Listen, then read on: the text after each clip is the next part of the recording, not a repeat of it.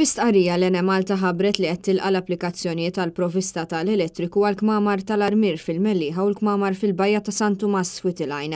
Bħal kummenti tal-Prim Ministru Joseph Muscat, l-istqarrija tipprova tifret il-kwistjoni tat-titlu fuq l-art li dawn il-kmamar m'għandhomx mimma l-kwistjoni tal-loti tal-smart meters tad-dawl. Il-Prim Ministru prova jiġġustifika l-loti tal-smart meters billi jitkellem dwar serq ta' dawl. Ma tistax tħalli min jisraq id-dawl u jiġu jgħidulek smaħ, sitreġu jgħidulek dawk in-nies jgħidulek isma' jien qed nisraq id-dawl għax inti mhux qed tagħtini min. Anke l-istqarrija maħruġa mill-Ene Malta tipprova tifred dawn il-kwistjonijiet billi tgħid li l-provvista temporanja tal-elettriku ma tagħti lill-applikant l-ebda dritt jew titlu ta' ebda natura fuq il-proprjetà.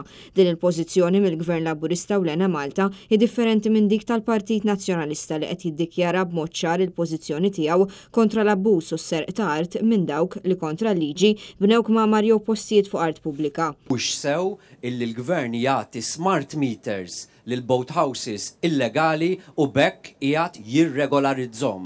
Din hija